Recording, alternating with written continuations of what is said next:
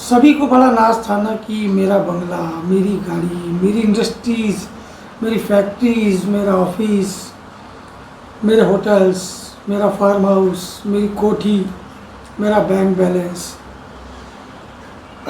आज लगभग 1 महीने से सब कुछ लावारिस सा पड़ा है। कोई भी अपनी उस जगह पे जाने के लिए तैयार नहीं है, या तो जाना चाहते हैं लेकिन कोरोना के डर से जा नहीं पा रहे हैं।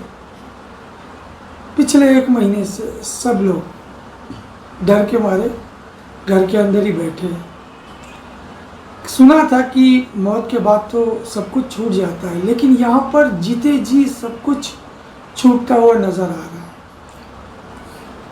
कुदरत, प्रकृति, या ये कह लो कि नेचर हमें एक इशारा दे रही है। उस इशारे को हमें समझने की बेहद ज़रूरत है। जो इंसान चांद पे पहुंच गया, मंगल पे चला गया, इतनी सारी तरक्की कर ली, एक छोटे से कीटाणु ने अच्छे अच्छे साइंटिस्ट, अच्छे अच्छे डॉक्टर्स, बड़े बड़े ओहदे वालों को डरा के रख दिया। बड़ा घमंड था बहुत से लोगों को कि मेरी इतनी पहुंच है, मैं इतना का नाम है, मैं चाहूँ तो ये काम हो सकता है। वो लोग किसी को हॉस्पिटल में एक बेड नहीं दिलवा पा रहे हैं, ना ही वो ऑक्सीजन दिलवा पा रहे हैं।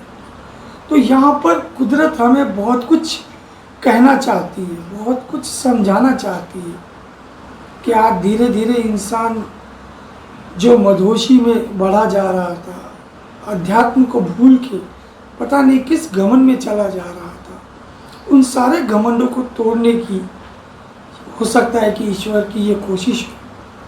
पिछले लॉकडाउन से बहुत सारे लोगों ने सबक तो लिया था, और जैसे ही अनलॉक हुआ लोग अपने उसी रास्ते पे चले गए, और फिर से 2021 में ये जो डरावना कोरोना की जो डरावनी लहर आई है, इस बार तो हर इंसान सहम सा गया है, डर सा गया है। मौतें भी इस बार ज़्यादा से ज़्यादा हो रही है। पता नहीं हम कहाँ जाके रुकेंगे। एक न एक दिन तो ये सारी चीज़ें थम जाएगी, लेकिन तब तक न जाने कितने बिजनेस, न जाने कितने रोजगार खत्म हो चुके होंगे।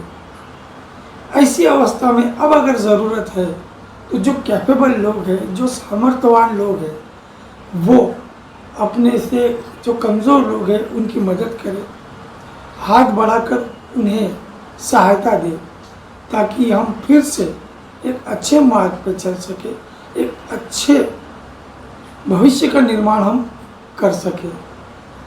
लॉकडाउन सरकार लगा देती है, लेकिन कितने सारे रोजगार इस लॉकडाउन की वजह से ख़त्म हो जाते हैं, कितने सारे बिजनेस की रिदम ख़त्म हो जाती है। इन चीज़ों से भी सरकार को कोई लेना देना नहीं है। अब जनता को ही, हम लोगों को, आपको, हमें एक दूसरे को समझ के लेना होगा, और एक नए भारत का निर्माण हमें ही करना होगा। तो कोशिश करें कि हम एक नई राह पे चले, सच्चाई के मार्ग पे चले, उस प्रभु को, उस भगवान को, उस विधाता को न भूलें।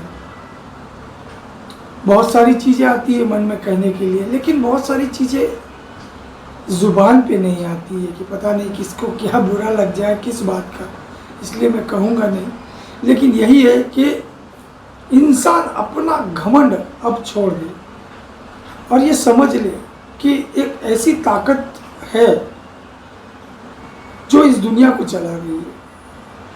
पैसा, प्रॉपर्टी, नाम, हम आप इस दुनिया को नहीं चला रहे हैं। विधाता है, ईश्वर है जो इस दुनिया को चला रहा है। हमें उसी प्रभु का नाम लेना होगा और उसी से प्रार्थना करनी होगी कि हे प्रभु, हमारे किए हुए सारे गुनाहों को माफ़ कर और हमें नई दिशा दिखा, नई राह पे लेके चल। आओ हम सब मिलकर दुआ करें कि ये माहौल खत्म हो जाए। Take care.